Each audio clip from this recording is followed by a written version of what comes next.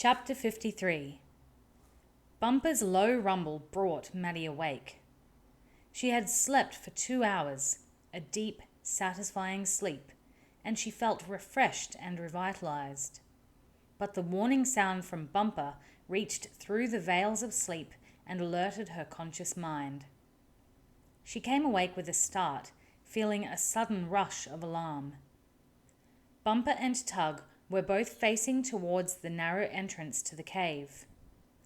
Their ears were pricked, and Bumper's chest and shoulder muscles were trembling in warning spasms. They had heard or sensed something. She rose, patted them both, and whispered to them to relax. Then she moved to the entrance and peered carefully around the edge. She could see or hear nobody nearby.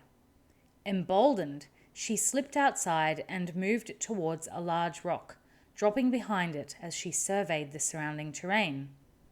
There were 2 men on the road.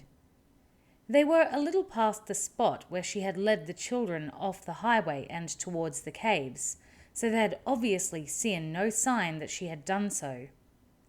She blessed her sudden instinct to have the children spread out. Even a non-tracker would have seen the deep swathe they would have cut through the grass if they'd moved in a tight-knit group. She had no doubt who the men might be, and her heart sank. If they had come this far, it meant that Will had been taken. He would never have let them pass otherwise. He was probably lying dead somewhere back along the road. Her eyes filled with tears, but she shook them away angrily. If that were the case, she wanted to know. She wanted to be sure. And if he were dead, she would take her revenge on Rule and his gang, starting with the 2 on the road. They had paused uncertainly, looking up the road to the north, seeing no sign of the fugitives. She could just hear the dim mutter of their voices. They looked around the surrounding area, and she forced herself to remain still. Movement could give away her position. As it was, she was just another dark mound among the rocks. The men's voices were raised as they began to argue. She still couldn't make out the words, but the gestures and body language were unmistakable. One of them kept gesturing to the north. Obviously, he thought they should continue. The other threw up his arms in disgust and turned back to the south, beginning to retrace his steps. His companion shouted angrily at him. Then, with a shrug of resignation, he followed suit. They were still arguing as they headed back towards Hawk's Head Bay. Maddie waited until they were out of sight, then hurried back inside the cave. She hesitated, weighing her choices. All her instincts were telling her to go after Will, to see if he was alive and if he needed help. But if she did, she would be deserting the children. She paced the sand floor of the cave for several minutes, torn by indecision.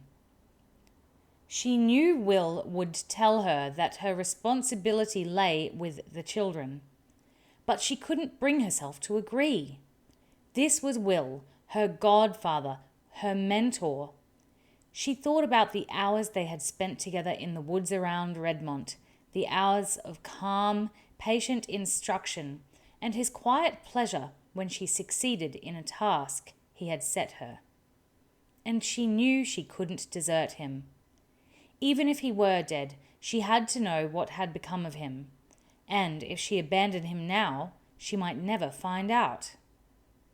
Her decision made, she looked around for Tim Stoker and saw him sleeping soundly by the wall of the cave. She moved to him, dropped to one knee, and shook his shoulder gently. His eyes flew wide open, and she could see the instant alarm in them. "It's all right," she said. "It's Maddie." The panic in him died down, and he knuckled his eyes drowsily. "What time is it?" he asked.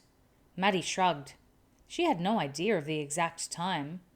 "It's still night," she said. "I want you to take charge here. I'm going back to find Will." What's happened to him? He asked. The tension was back in his body, and it was evident in his voice. She shook her head. I don't know. He may have been taken by the stealer. She didn't say he may have been killed. She feared that saying it might make it real. Tim looked around at the sleeping children.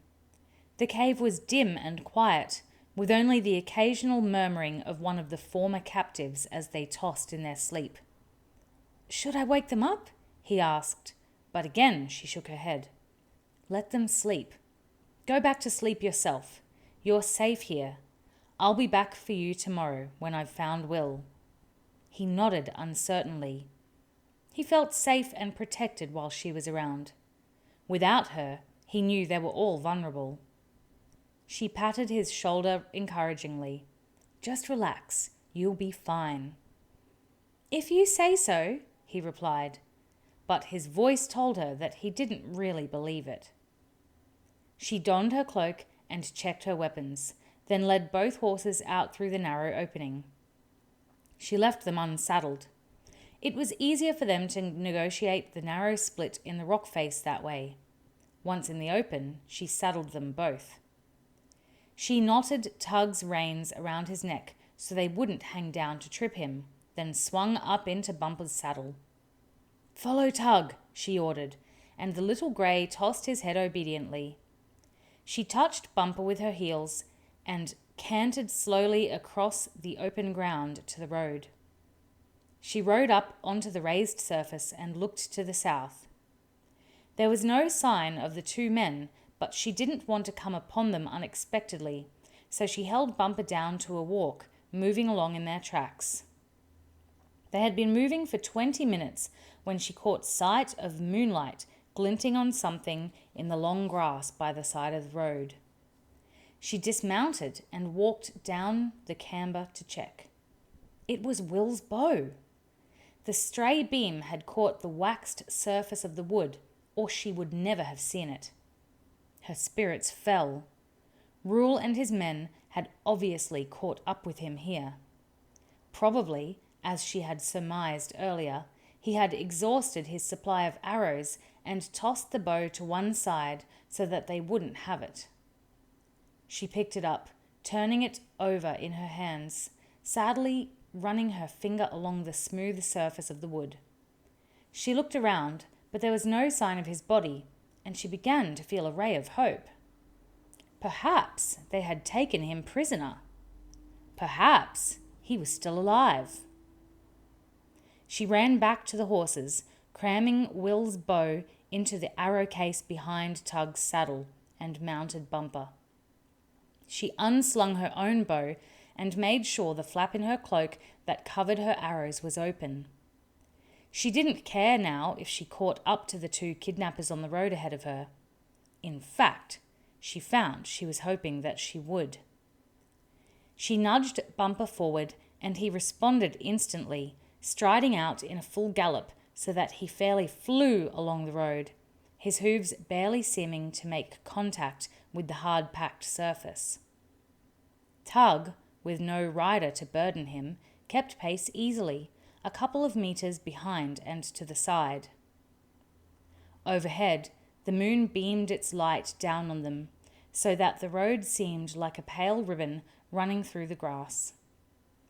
The two little horses pounded on, striding in perfect unison so that they sounded like one horse running, not two. 5 minutes later, she crested a small hill and saw the two slavers ahead of them. The hill had masked the drumming hoofbeats, but now the men heard them and turned in panic to face her. They were 200 meters away, and she urged Bumper to greater speed, dropping the reins on his neck and guiding him with her knees, reaching behind her for an arrow. The man on the right had a crossbow. He raised it, aiming at her. She waited a second or two, letting his aim steady, then nudged Bumper, urging him left, then a second later, right again. The double shift of direction did the trick. The man panicked, overcorrected, and jerked at the trigger lever too quickly as he tried to keep her in his sights.